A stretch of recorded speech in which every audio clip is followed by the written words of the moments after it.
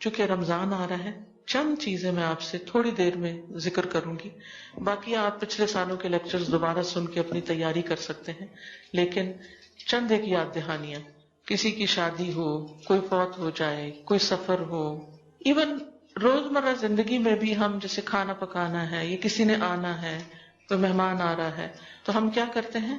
تیاری کرتے ہیں. اور جو شخص تیاری کرتا ہے وہ اس وقت کے یا موقع کے آنے سے پہلے پھر اپنا کام آسان طریقے سے کرنے کے قابل ہوتا ہے. اور اگر کوئی پلاننگ نہیں کرتا، تیاری نہیں کرتا، ہیپ ہیزرڈ کسی چیز کو شروع کرتا ہے تو اس میں وہ کوالٹی نہیں آتی. رمضان ایک نیکیوں کا موسم بہار ہے اور بہترین طریقے سے انسان اپنے جسم، اپنی روح، اپنے دل کی تطہیر کر سکتا ہے، یعنی اس کو پاک کر سکتا ہے. وہ تو اللہ ہی کرتا ہے، لیکن ایک ذریعہ بنایا اللہ نے دلوں کی صفائی کا، روح کی صفائی کا، ہماری تربیت کا اور ہمیں تقویٰ دینے کا. تو ہمارا ٹارگٹ اس میں یہی ہونا چاہیے کہ ہم نے اس رمضان میں تقویٰ حاصل کرنا ہے انشاءاللہ. ٹھیک ہے، یہ ہمارا ٹارگٹ ہے. اب تقویٰ کے حصول کے لیے پھر ہم نے کیا کرنا ہے؟ سب سے پہلے رمضان سے پہلے ہی تیاری شروع کر دینی ہے. اس میں سب سے پہلی بات یہ کہ ہم اپنے گناہوں پر سچی توبہ کریں، توبہ اور استغفار. ویسے تو ہمیشہ ہی کرنی چاہیے، لیکن یہ یاد رکھیں کہ گناہ نیکیوں کے راستے میں حائل ہو جاتے ہیں. نیکیوں کا موسم بہار آ رہا ہے، کہیں ایسا نہ ہو کہ آپ اس سے پوری طرح فائدہ نہ اٹھا سکیں اور آپ نیکیاں نہ کر سکیں. کیوں؟ گناہوں کی وجہ سے. اگرچہ رمضان میں بھی گناہ معاف ہوتے ہیں، لیکن اس سے پہلے کہ جتنے گناہ ہیں یا رب تو ہمیں معاف کر دے، تاکہ ہم سے بوجھ اتر جائیں اور ہم بہترین طریقے سے روزے رکھیں، بہترین طریقے سے تلاوت کریں، بہترین دعائیں کریں اور واقعی ہمیں تقویٰ حاصل ہو جائے. تو جب یہ مہینہ شروع ہو تو ہم شرح صدر کے ساتھ، اطمینان کے ساتھ اپنی عبادت اور نیک اعمال میں مشغول ہو جائیں، اس طرح کہ ہم واقعی مطمئن ہوں. تو گناہوں کے بوجھ کے ساتھ رمضان میں داخل نہ ہو، توبہ کے ساتھ داخل ہوں، تاکہ رمضان شروع ہوتے ہی دوڑ لگ جائے. ٹھیک ہے، اور کہیں رکاوٹ نہ آئے. رکاوٹوں کو دور کرنے کا طریقہ کیا ہے؟ استغفار، سچی توبہ. وَتُوبُوا إِلَى اللَّهِ جَمِيعًا أَيُّهَا الْمُؤْمِنُونَ لَعَلَّكُمْ تُفْلِحُونَ. تم سب اللہ کے حضور توبہ کر لو اے ایمان والو، تاکہ تم کامیاب ہو سکو. رسول اللہ صلی اللہ علیہ وسلم نے فرمایا، لوگوں اللہ سے توبہ کرو، کیونکہ میں دن میں 100 مرتبہ اس سے توبہ کرتا ہوں، دن میں 100 بار. ٹھیک ہے، پھر اسی طرح دعا کرنا. دوسری چیز کیا ہے؟ دعائیں کرنا. خاص دعا کیا ہوگی رمضان کے آنے سے پہلے کہ یا اللہ ہمیں ہر طرح کی بیماری، تکلیف، پریشانی، مصروفیت سے محفوظ رکھنا، تاکہ ہم رمضان کی عبادت صحیح طور پہ کر سکیں. کوئی رکاوٹ نہ بیچ میں آ جائے، کوئی اچانک حادثہ، کوئی پریشانی، کوئی ایسی چیز بیچ میں نہ ہو کہ جو ہماری عبادت میں رکاوٹ بنے. کیونکہ بعض اوقات آپ دیکھیے کہ آپ کی بڑی تیاری ہوتی ہے کام کرنے کی، اچانک آپ خود بیمار ہو جاتے ہیں یا گھر والوں میں سے کوئی بیمار ہو جاتا ہے، تو پھر کیا ہوتا ہے؟ جو کچھ آپ نے پلان کیا ہوتا ہے وہ سب طریقہ طرح رہ جاتا ہے. تو اللہ تعالیٰ سے عافیت کی دعا مانگتے رہیں اور پھر یہ دعا کریں کہ اللہ ہمیں خیر و سلامتی کے ساتھ رمضان تک پہنچا دے، خیر کے ساتھ رمضان تک پہنچا دے. اسلاف سے یوں روایت آتی ہے کہ وہ 6 ماہ یہ دعا کرتے تھے، اے اللہ ہمیں رمضان تک پہنچا دے، اللہ ہمیں رمضان دیکھنا نصیب کر. اور پھر رمضان کی عبادتیں کرتے اور رمضان کے بعد اگلے 5 مہینے یہ دعا کرتے اللہ ہمارے روزے قبول کر لیں، ہماری رمضان کی عبادتیں قبول کر لیں. تو رمضان کے آنے تک بھی دعائیں کریں کہ رمضان ملے ہمیں. کتنے ہی لوگ ایسے ہیں جو پچھلے رمضان میں تھے اور آج دنیا میں نہیں ہے. ہر ایک کسی نہ کسی کو ضرور جانتا ہوگا جس کی اس سال میں ڈیتھ ہوئی، آپ کے عزیز قریب ترین پیارے. ہمیں نہیں معلوم ہم دنیا سے کب چلے جائیں. تو اللہ تعالیٰ سے دعا کرنی چاہیے کہ اللہ تعالیٰ ہمیں اپنی اطاعت کے کاموں، اپنی عبادت کے لیے ہماری مدد فرمائے اور ہمیں اس کے لیے قبول کر لے. تیسری چیز، اس مہینے کا خوشی سے استقبال کرنا، اس کے بارے میں سوچ کر خوش ہونا. کیونکہ رمضان گرمیوں میں آ رہا ہے، جون میں آ رہا ہے، عین گرمی کی شدت کا مہینہ. تو اس لیے کچھ لوگ اس کے آنے کی خبر سے پریشان بھی ہوتے ہیں دل میں، بڑی گرمی ہوگی، بڑی پیاس لگے گی، کاموں کا کیا ہوگا، ایسا کیسے ہوگا، ویسا کیسے ہوگا. لیکن آپ نے ہر سال دیکھا ہوگا سب کچھ ہو جاتا ہے. تو آگے کا خوف نہیں کریں، پیچھے کے تجربے سے مطمئن ہو جائیں کہ الحمدللہ اللہ نے سب کرا دیا تھا، لاسٹ ایئر بھی کرا دیا تھا، اس سال بھی اللہ کے فضل سے ہو جائے گا. تو اس لیے خوشی سے رمضان کا استقبال کریں، اور اس کا بھی اجر ہوگا انشاءاللہ تعالی. کیونکہ جب انسان خوش ہو کر کسی کام کو کرتا ہے تو وہ آسان بھی ہو جاتا ہے، اور اس کے ساتھ ساتھ اس کی کوالٹی بہت اچھی ہوتی، اور جب کوالٹی اچھی ہوگی تو پھر اجر بھی زیادہ ہوگا. ہاں. اور آپ کو معلوم ہے کہ رمضان جو ہے اس میں جنت کے دروازے کھول دیے جاتے ہیں، جہنم کے دروازے بند کر دیے جاتے ہیں، ہر طرح کی خیر و برکت نازل ہوتی ہے. تو اللہ سبحانہ و تعالیٰ نے اس مہینے میں قرآن مجید ہمارے لیے نازل کیا، جس کے بارے میں اللہ تعالیٰ فرماتے ہیں قُلْ بِفَضْلِ اللَّهِ وَبِرَحْمَتِهِ فَبِذَلِكَ فَلْيَفْرَحُوا هُوَ خَيْرٌ مِّمَّا يَجْمَعُونَ. کہہ دیجئے کہ اللہ کے فضل اور اس کی رحمت سے چاہیے کہ اس پر خوش ہو جائیں، وہ ہر اس چیز سے بہتر ہے جسے لوگ جمع کر رہے ہیں. تو الحمدللہ آپ سب اس چیز سے واقف ہیں اور تجربہ کر چکے ہیں کہ سب سے زیادہ ہمارا تعلق قرآن مجید کے ساتھ رمضان میں ہی ہوتا ہے. تو اس پر بھی ہمیں خوش ہونا چاہیے کہ جس چیز پر اللہ نے خوش ہونے کے لیے کہا وہ موقع آ رہا ہے خوش ہونے کا اور اللہ تعالیٰ کو خوش کرنے کا، کہ قرآن پڑھنے کا، سننے کا، غور و فکر کا، یاد کرنے کا، تلاوت کرنے کا اور زیادہ ہمیں موقع ملے گا. پھر اسی طرح چوتھی چیز، رمضان سے پہلے پچھلے روزے قضا کر لیں، کیونکہ جب سال پورا ہو جاتا ہے تو فریضہ بھی پورا ہو جانا چاہیے، اگلے سال کے لیے نہ چھوڑیں. ٹھیک ہے. ابو سلمہ کہتے ہیں کہ میں نے عائشہ رضی اللہ تعالیٰ عنہا کو فرماتے ہوئے سنا کہ میرے اوپر رمضان کا روزہ لازم ہوتا، شعبان سے پہلے اس کی قضا کی توفیق نہ ہوتی. یحییٰ نے کہا کہ یہ نبی صلی اللہ علیہ وسلم کی خدمت میں مشغول رہنے کی وجہ سے تھا کہ ان کے قضا روزے پورے نہیں ہوتے تھے، لیکن وہ میک شور کرتی کہ اگلا رمضان شروع ہونے سے پہلے وہ اپنے چھوٹے ہوئے روزے مکمل کر لیں. ٹھیک ہے. تو شعبان میں پچھلے جو بھی مینسز وغیرہ کی وجہ سے یا بچوں کی پیدائش کی وجہ سے روزے چھوٹے ہوں وہ اپنے پورے کر لیں، کیونکہ شعبان میں ویسے بھی نبی صلی اللہ علیہ وسلم اس میں کثرت سے روزے رکھا کرتے تھے. تو اس میں اگر قضا روزے رکھ لیے جائیں یا نفلی روزے رکھ لیے جائیں تو بہت ہی اچھا ہے. تو حضرت عائشہ رضی اللہ تعالیٰ عنہا کی شعبان میں روزے رکھنے کی حرص سے یا توجہ سے یہ بات پتہ چلتی ہے کہ دوسرے رمضان کے آنے سے پہلے پہلے اپنا قرضہ چکا دینا چاہیے. جیسے حج پہ جاتے ہوئے ہم اپنے قرضے چکاتے ہیں نا، تو اسی طرح رمضان آنے سے پہلے بھی اپنا قرضہ چکا دینا چاہیے. پانچویں چیز، رمضان کے بارے میں علم حاصل کریں، خوب جانیں، روزوں کے احکام کا پتہ چلائیں، رمضان کی فضیلت کا پتہ چلائیں.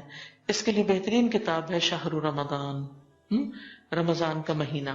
وہ کتاب آپ میں سے ہر ایک کے گھر میں ہونی چاہیے، ہر شخص کے پاس اپنا پرسنل نسخہ ہونا چاہیے، اور اس میں پورے رمضان سے متعلق جو چیزیں ضروری ہیں ان کو جمع کر لیا گیا ہے.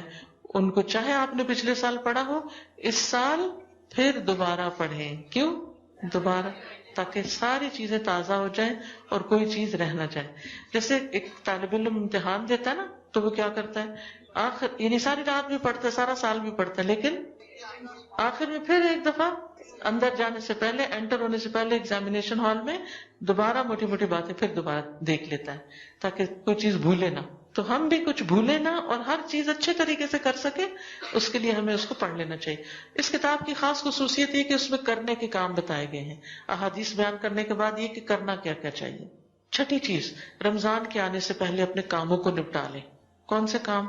مثلا شاپنگ، گروسری سے متعلق، اپنا راشن دال چاول اکٹھے کر لیں، خاص طور پر بیسن وغیرہ جو آپ نے پکوڑے بنانے ہیں، کیونکہ اس کے بغیر تو ہمارے یہاں رمضان کا کانسیپٹ ہی نہیں ہے نا.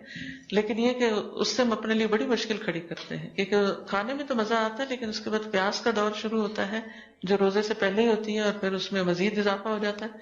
پھر جب ہم طالوت کی فوج کی طرح زیادہ پانی پی لیتے ہیں تو پھر تراویح پڑھنے کے لیے ہمیں مشکل ہو جاتی ہے. تو اس لیے ایسے کھانے تیار کریں، ہم خواتین خانہ ہیں، اپنے لیے بھی اور اپنے بچوں اور گھر والوں کے لیے جن جن کا روزہ ہم پہ ڈیپینڈ کرتا ہے، ان سب کو ہم ہیلدی فوڈ کھلائیں تاکہ ان کا روزہ بھی اچھا گزرے اور ہم بھی سست نہ پڑے. تو یعنی ہر طرح کی تیاری، عید کے کپڑے بنا لیں، صفائی وغیرہ کر لیں، اور جو کام آپ کو رکاوٹ ڈالتے ہیں مختلف عبادتوں میں ان کو پہلے سے ہی نپٹا لیں. ساتویں چیز، گھر والوں کو، دوستوں کو، اپنے آس پاس کے لوگوں کو رمضان کے احکام بتائیں. یعنی اگر آپ قرآن پڑھی ہوئی ہیں، خاص طور پر درس دینا جانتی ہیں، تو اپنے قریبی حلقوں میں کچھ نہ کچھ اس کی تعلیم دیں.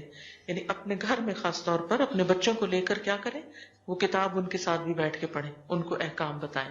اور باقی لوگوں کو آپ کتابیں دے سکتے ہیں، جیسے یہاں پر اجازت نہیں ہے اور گھر میں درس کرنے کی، تو ایسا کام نہ کریں جو لا آف لینڈ کے خلاف ہو.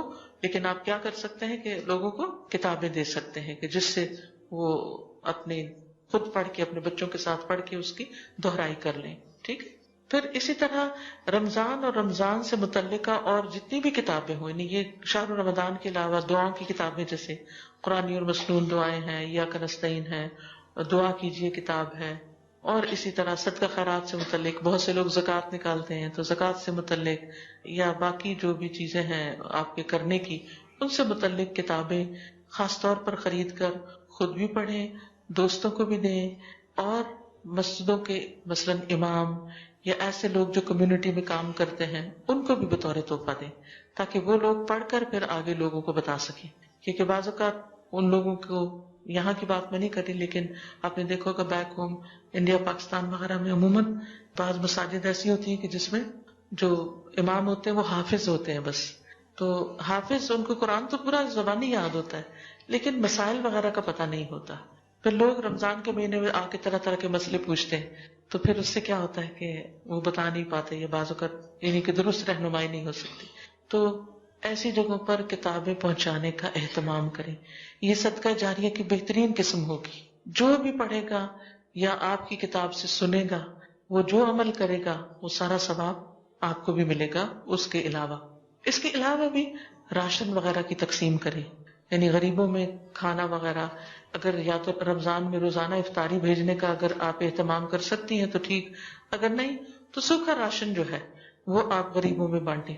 اور اگر آپ کے نزدیک کوئی غریب نہیں رہتا تو جو لوگ یہ کام کر رہے ہیں ان کو آپ اپنے حصے کا یعنی کہ کنٹریبیوشن دے سکتے ہیں کہ وہ لوگ آگے غریبوں میں راشن دیں. کیونکہ یہ شہر المواسات ہے، ہمدردی کا مہینہ ہے، تو اس میں انسان کو صدقہ خیرات بھی خوب کرنا چاہیے. لیکن بعض اوقات ہم رمضان کا انتظار کرتے رہتے ہیں کہ رمضان شروع ہوگا تو صدقہ کریں گے. اب ہوتا کیا ہے کہ جو بیچارے غریب لوگ ہوتے ہیں وہ بعض اوقات آدھا رمضان گزر جاتا ہے اور ان تک چیز نہیں پہنچتی. تو اگر آپ ان کو کپڑا دینا چاہتے ہیں یا راشن دینا چاہتے ہیں یا کچھ بھی کرنا چاہتے ہیں تو ایسے کام بھی شعبان میں ہی نمٹانے کی کوشش کریں. وہ کھائیں گے جب رمضان میں تو ثواب مل جائے گا نا، یا پہنیں گے رمضان میں تو ثواب مل جائے گا آپ کو. ٹھیک ہے. پھر اسی طرح شعبان کے مہینے میں اگر ہو سکے تو نفلی روزے وغیرہ رکھیں. حضرت عائشہ کہتی ہیں کہ رسول اللہ صلی اللہ علیہ وسلم نفل روزہ رکھنے لگتے تو ہمیں لگتا کہ اب آپ روزہ چھوڑیں گے نہیں، اور جب چھوڑ دیتے تو ہم سمجھتے کہ اب آپ رکھیں گے نہیں. اور میں نے رمضان کے علاوہ رسول اللہ صلی اللہ علیہ وسلم کو کبھی پورے مہینے کے نفلی روزے رکھتے نہیں دیکھا جتنے روزے آپ شعبان میں رکھتے تھے. یعنی شعبان سے زیادہ کسی اور مہینے میں آپ نے کبھی اتنے روزے نہیں رکھے. اسامہ بن زید کہتے ہیں میں نے عرض کیا اے اللہ کے رسول صلی اللہ علیہ وسلم، میں نے آپ کو کسی مہینے میں اتنے روزے رکھتے نہیں دیکھا جتنے آپ شعبان میں رکھتے ہیں.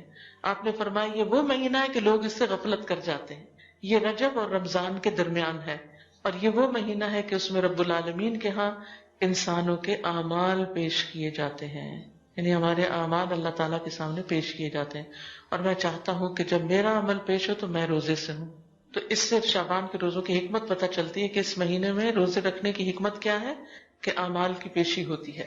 اور بعض علماء یہ کہتے ہیں کہ رمضان کے روزے فرض ہیں تو شعبان میں آپ سنت روزے رکھتے ہیں، نفل روزے رکھتے ہیں، جو ایسے ہی ہے جیسے فرض نماز پڑھنے سے پہلے آپ کیا پڑھ رہے ہوتے ہیں، سنت میں پڑھ رہے ہوتے ہیں.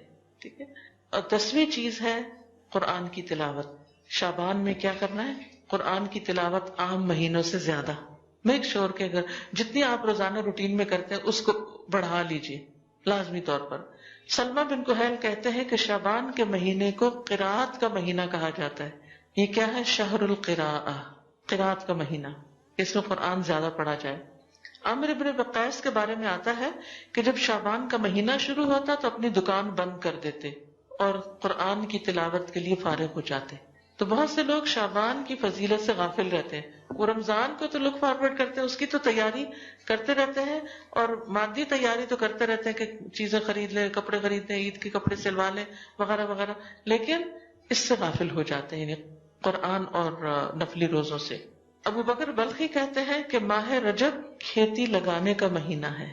رجب खेती लगाने का महीना है, शाबान खेती को पानी लगाने का महीना है, और रमजान खेती काटने का महीना है। उनका यह भी कहना है कि माह रजब की मिसाल हवा जैसी है कि हवा चलती है पहले, शाबान की मिसाल बादलों जैसी है कि पहले हवा चलती फिर बादल आ जाते हैं, और रमजान की मिसाल बारिश जैसी है। और जिसने माह रजब में ना तो खेती बोई ना शाबान में खेती को पानी लगाया, तो वो रमजान में खेती कैसे काटेगा। गोया किसी काम के करने से पहले अगर आपने तैयारी ही नहीं की, प्लानिंग ही नहीं की, तो जब काम सर पे पड़ेगा तो उस वक्त आप वो काम अच्छे तरीके से कर नहीं सकते, रमजान के महीने से भरपूर फायदा उठा नहीं सकते। तो अल्लाह ताला से दुआ है कि अल्लाह ताला हमें रमजान से भरपूर फायदा उठाने की तौफीक अता फरमाए। व आखिरु दावाना अनिल हम्दुलिल्लाहि रब्बिल आलमीन। सुब्हानकल्लाहुम्मा व बिहम्दिका अशहदु अल्ला इलाहा इल्ला अंता अस्तगफिरुका व अतूबु इलैक। जज़ाकुमुल्लाहु खैरन। अस्सलामु अलैकुम व रहमतुल्लाहि व बरकातुहू। वीडियो के नीचे सब्सक्राइब के बटन पर क्लिक करें, बेल के आइकॉन पर क्लिक कीजिए ताकि हर नई वीडियो की नोटिफिकेशन